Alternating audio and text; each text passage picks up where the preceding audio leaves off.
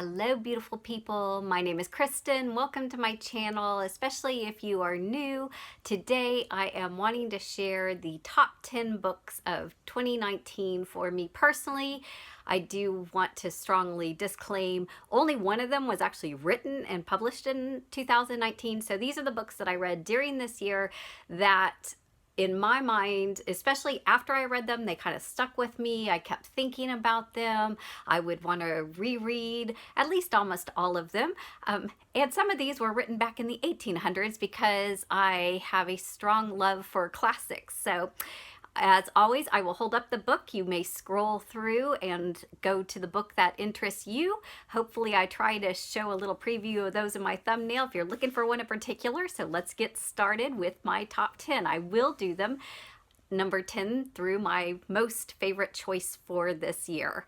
So number 10, I am going to give to the Count of Monte Cristo by Andrew Dumas. I'm not very good at foreign languages, but I appreciate this book. This is the one that I'm not sure I will ever reread it. It is, I think, the biggest page book that I read all year, over 1,200 pages, I think. The story itself is amazing. If you're not familiar with it, it's one of these where a man falsely accused of a crime gets imprisoned, has to escape, and then go to an elaborate plot of revenge. And the reason why it's so big, which is my only critique against the book, is that it goes down a lot of rabbit trails with all these side characters that are introduced, and we hear the whole backstory. Now, at one point, I was so involved in the story of a side character, I forgot I was reading the Count of Monte Cristo, and all of a sudden, we went back to the story plot, and I went, oh yeah, we're reading this other story. So it was particularly good, some of these other rabbit trails, but they weren't really necessary. And sometimes I got a little frustrated in my reading going, I just want to know what's going on with this story, if that makes sense. So awesome book. Number 10. Number 9, I'm going to give to A Fall of Marigolds. This is by Susan Meissner. I'm bad at pronunciation, so I want to give full credit. I will list all of it in my description as well. The story in here is a beautiful, the marigolds comes in on a scarf. There's a scarf with some marigolds on it. We originally see it in the story that is set in 1911.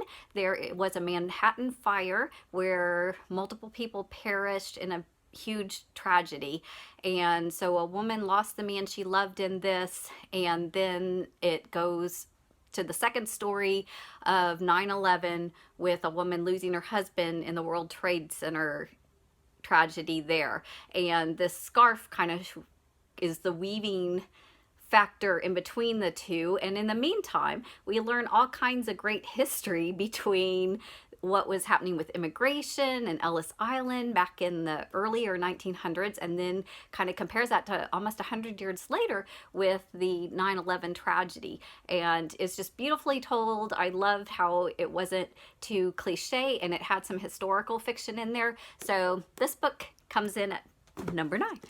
Number 8, I'm giving to Ryan Hall's first book, Run the Mile You're In. He was an Olympic runner, and as a coach nowadays, I just have done some running in my past, and every chapter, there's 26 chapters because there's 26 miles in a marathon. So he has 26 chapters. Each one has an inspirational kind of thought, word, motivation, life lesson, if you will. And a lot of it pulls from both a telling of his own life and his own stories in his training and going to the Olympics, as well as his faith, strong Christian man, lots of scripture references, or a lot of his Christian upbringing and how that empowered him and helped him along his journey to run the mile he was in. And so this is an awesome nonfiction book. All right. Number 7, I'm giving to Daisy Jones and the Six, Taylor Jenkins Reid. I love this book along with a lot of other people. I was kind of set up to love it. It's written as an interview, and it has external kind of quotes or sayings by different people from a rock band in the 60s and 70s. Daisy Jones and then the 6 members of the band.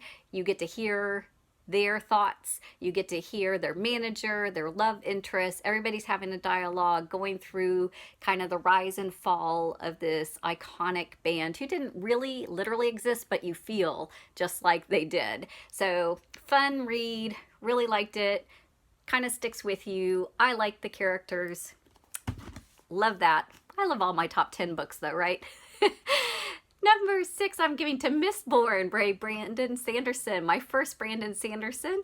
And this book was my kind of start to a trilogy that I haven't read the other ones yet.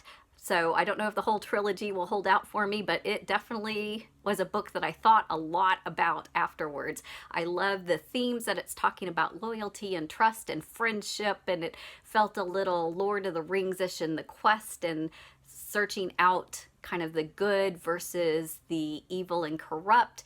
I like the magic system that's set up with a bunch of different elaborate explanations of how metals are used to draw powers. Just really fantastic read, so entertaining, loved it. Look forward to reading more of them in the coming year.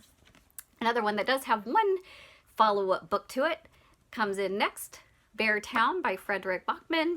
This is a story of a small town, and you learn a lot about the characters and the whole flavor of the town, which is a small kind of dying economic town city. It holds on to the success of a hockey team, and we kind of look at the behind the scenes of the star hockey player, and he gets into some trouble, and so there's debates, and some people handle things well, some people not so well, and it's just a very well written, very emotionally powerful book, I believe. So I look forward to reading the one that's a follow-up to this book in the coming year. I recommend that to a lot of people, which was another criterion. If I find myself recommending a book that I really loved myself, then that means that it's a really good book that should be in this list. My next book is Obsidio. It has 2 authors, so Amie Kaufman and Kristoff. This is the 3rd in the trilogy, so this is the one I read this year. This is the one that's written, the computer's talking, it's space travel, there's maps, there's they black out the curse words, so it can be very young adult friendly. It has surveillance cameras, all these kind of awesome telling of an intergalactic futuristic where there's a colony in the future. There's a biotech company that's corrupt and tries to take it over, kind of steal it, if you will. They're chasing through space some of the survivors, escapees. They're trying to travel through space and escape in the second one. And then this is the final kind of judgment and characters all coming together to trial, all the kind of good stuff. I loved it. I laughed. I cried. It's, if you like Star Trek and you like time and space and you kind of like the more graphic novel, which I found very interesting, and I really appreciate the characters in this one. The second one is probably even better than this one, but I love this. So I'm going to read another series by the same author this year, and we'll see if it's as good. All right, number 3. I'm going to give To the Library Book by Susan Orlean. I read this in January and I knew right away that it was going to be talked about at the end of the year. This is nonfiction talking about the fire in Los Angeles and of the library. And it's also a telling of her experience growing up loving books, loving libraries, getting some history about the backstory of libraries, how they're run. You find out about firefighting, about what happens as firefighters are trying to fight some of these classic fires. There was even some interaction about how the community responded to the fire. The office building directly across the street from the library was the Arco Oil and Gas building, and my father worked for Arco Oil and Gas back in the 80s, so it was fascinating to hear that. My sister actually went to the Los Angeles Library regularly as a subscriber and user of that library later, so it had a lot of awesome fun interaction for me personally. So this book I highly recommend it if you like books and libraries and nonfiction. Put it up there. Number 2. I'm going to give to Jules Verne, Around the World in 80 Days. If you watch my best of last year, I'll put the card up in the box. Jules Verne, 20,000 Leagues Under the Sea, made #1 last year, and he makes #2 this year in Around the World in 80 Days, which I think I actually like better than 20,000 Leagues Under the Sea. So this would probably have been #1 last year if I read it then. It is a fascinating story about kind of a wager bet about how long it takes to go around the world back before jet airliners and all those kind of things. And so he mapped it out. He said, I got this. And there was also a kind of mystery crime situation, so you kind of have the inspector who's trying to go along and solve, and it was just fun. I love his writing. I look forward. I'm going to read Journey to the Center of the Earth this year, so I look forward to that. But if you're looking for a place to start with the classics, I highly recommend this one as a place to start. It's not a very big book. I think about 200 pages, so quicker, easy read. I think it's fun. If you hear my dog, she just came in. Sorry about that. She's coming in to give her support. Next, #1, The Woman in White by Wilke Collins. I fell in love, absolutely adored this new author to me. Wilke Collins, classic 1800s. This is dubbed by some as the first mystery suspense novel ever. It's basically, gentleman, he's a drawing instructor. He encounters a woman in white, mysterious. His next place where he is tutoring and teaching drawing, the student that he's predominantly teaching bears some physical resemblance to this woman. He finds out that this woman was actually known by this family. It's a interaction story that gets really complex and has a lot of plots and turns and twists, and I don't want to give too much away, spoiler alerts, but I'm thinking I might do a video with spoiler alerts to talk about this book because I love it so much, and it may be my all-time favorite classic. I need to reread The Picture of Dorian Gray, which kind of sits in that spot right now.